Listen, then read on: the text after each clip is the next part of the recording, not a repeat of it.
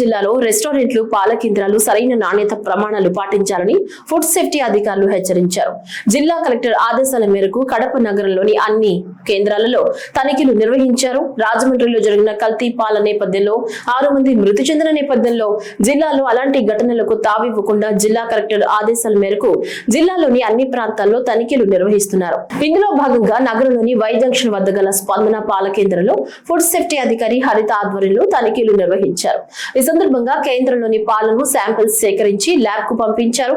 ఈ సందర్భంగా ఆమె మాట్లాడుతూ కడప జిల్లా వ్యాప్తంగా పాల కేంద్రాలలో తనిఖీలను ముమ్మరం చేశామని, పాలను కల్తీ చేయడం ఇలాంటి ఘటనలు చేస్తే అలాంటి వారిపై కఠిన చర్యలు తీసుకుంటామని స్పష్టం చేశారు.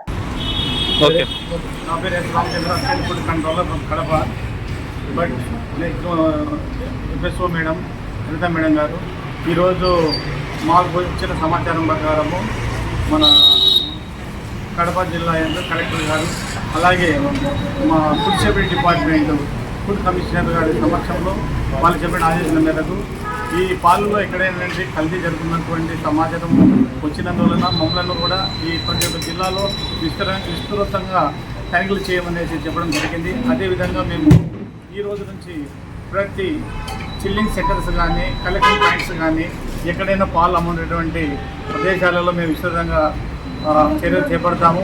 అక్కడ పాల పాయింట్లలో కూడా పాల శాంపుల్స్ కూడా కలెక్ట్ చేసుకుంటాము. ఈ పాల కలెక్ట్ చేసిన శాంపుల్స్ని మేము పరీక్ష నిమిత్తము వాళ్ళు చెప్పినటువంటి ప్రయోగశాలకు పంపడానికి కూడా నిర్ణయించుకున్నాము. ఆ రిపోర్ట్ని బట్టి వీళ్ళపైన వచ్చినటువంటి రిపోర్ట్ల ఆధారంగా క్రిమినల్ కేసు పెట్టడానికి కూడా మేము వెనకాడము. కాబట్టి ఇంకా మాకు తెలిసిన వరకు కూడా మేము ఇస్తున్న చర్యలు చేపడతాము.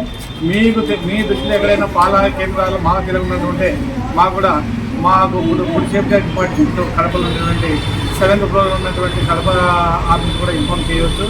అన్ని విధాలు మీకు అందుబాటులో ఉంటాము. ప్రతి రోజు కూడా విశ్వాస చర్యలు చేపడతాము. వారు చెప్పినట్టు కడప జిల్లా నందు కలెక్టర్ వారి ఆదేశాలు మరియు కమిషనర్ ఆఫ్ సేఫ్టీ వారి ఆదేశాల మేరకు పాల కేంద్రాలు, తర్వాత చిల్లింగ్ పాయింట్స్, తర్వాత మ్యానుఫ్యాక్చరింగ్ యూనిట్స్ మొత్తం కూడా తనిఖీలు నిర్వహించడం జరుగుతుంది. ముందు కూడా మేము పాల శాంపుల్స్ అయితే తీసి ల్యాబ్కి పంపించాము. సో ఇలా ల్యాబ్ ముందు కొన్ని శాంపుల్స్ ల్యాబ్ రిపోర్ట్స్ మేరకు కొన్ని కేసులు కూడా కట్టడం జరిగినది.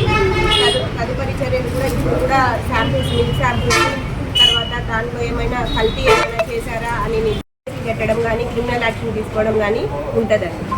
అంటే మేడం తెలుపుతూ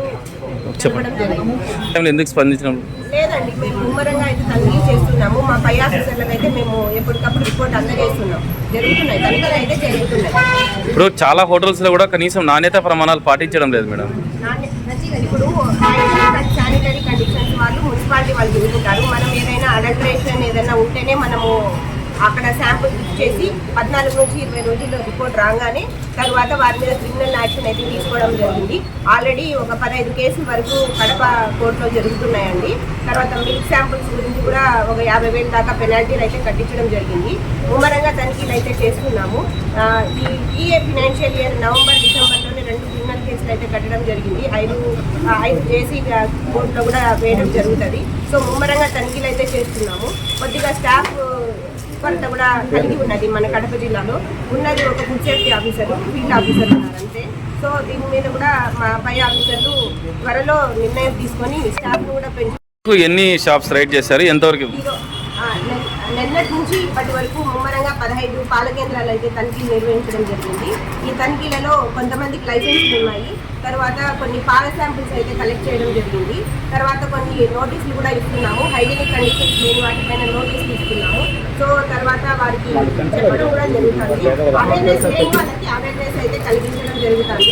సో ఇది ఇప్పటితో కట్టడి చేసేది కాదు, ఇలాంటి యాక్షన్స్ తీసుకుంటాము. కలెక్టర్ గారికి కూడా ఎప్పటికప్పుడు రిపోర్ట్స్ అయితే అందజేస్తున్నాము. మీడియాలో కూడా విస్తృతంగా ఇవ్వడం జరుగుతుంది.